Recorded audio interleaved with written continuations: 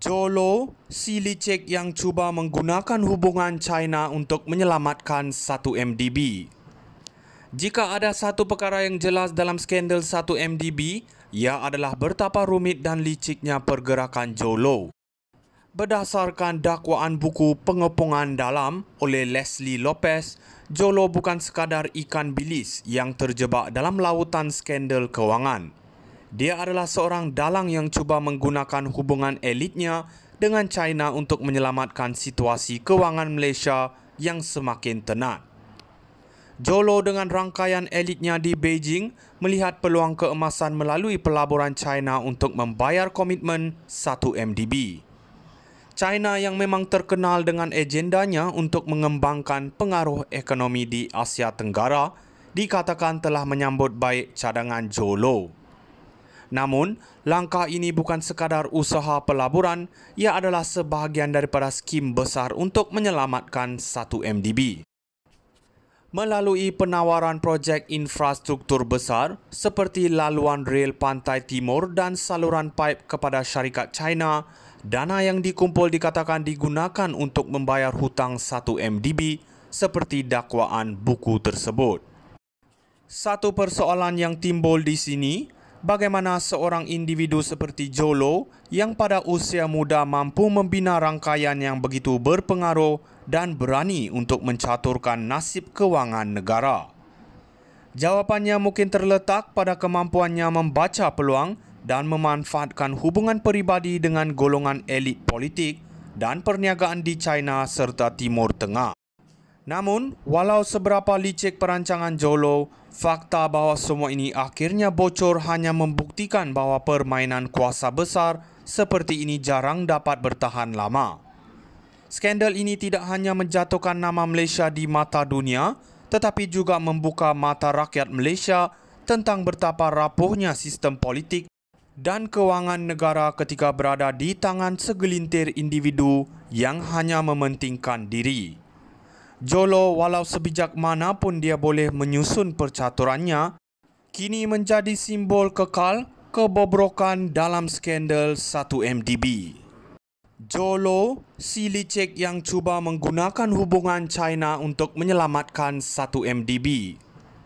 Jika ada satu perkara yang jelas dalam skandal 1MDB, ia adalah betapa rumit dan liciknya pergerakan Jolo.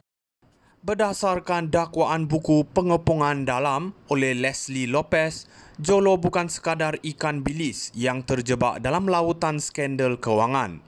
Dia adalah seorang dalang yang cuba menggunakan hubungan elitnya dengan China untuk menyelamatkan situasi kewangan Malaysia yang semakin tenat. Jolo dengan rangkaian elitnya di Beijing melihat peluang keemasan melalui pelaburan China untuk membayar komitmen 1MDB. China yang memang terkenal dengan agendanya untuk mengembangkan pengaruh ekonomi di Asia Tenggara dikatakan telah menyambut baik cadangan Jolo. Namun, langkah ini bukan sekadar usaha pelaburan, ia adalah sebahagian daripada skim besar untuk menyelamatkan 1MDB.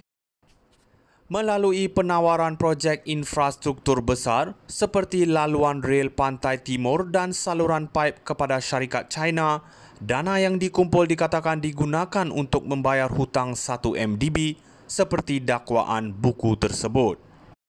Satu persoalan yang timbul di sini, bagaimana seorang individu seperti Jolo yang pada usia muda mampu membina rangkaian yang begitu berpengaruh dan berani untuk mencaturkan nasib kewangan negara? Jawapannya mungkin terletak pada kemampuannya membaca peluang dan memanfaatkan hubungan peribadi dengan golongan elit politik dan perniagaan di China serta Timur Tengah. Namun, walau seberapa licik perancangan Jolo, fakta bahawa semua ini akhirnya bocor hanya membuktikan bahawa permainan kuasa besar seperti ini jarang dapat bertahan lama. Skandal ini tidak hanya menjatuhkan nama Malaysia di mata dunia, tetapi juga membuka mata rakyat Malaysia tentang betapa rapuhnya sistem politik dan kewangan negara ketika berada di tangan segelintir individu yang hanya mementingkan diri. Jolo, walau sebijak manapun dia boleh menyusun percaturannya, kini menjadi simbol kekal Kebobrokan dalam skandal 1MDB. Zhou Luo, si licik yang cuba menggunakan hubungan China untuk menyelamatkan 1MDB. Jika ada satu perkara yang jelas dalam skandal 1MDB, ia adalah betapa rumit dan liciknya pergerakan Zhou Luo. Berdasarkan dakwaan buku Pengepungan Dalam oleh Leslie Lopez, Zhou Luo bukan sekadar ikan bilis yang terjebak dalam lautan skandal kewangan. Dia adalah seorang dalang yang cuba menggunakan hubungan elitnya dengan China untuk menyelamatkan situasi kewangan Malaysia yang semakin tenat. Zhou Luo dengan rangkaian elitnya di Beijing melihat peluang keemasan melalui pelaburan China untuk membayar komitmen 1MDB.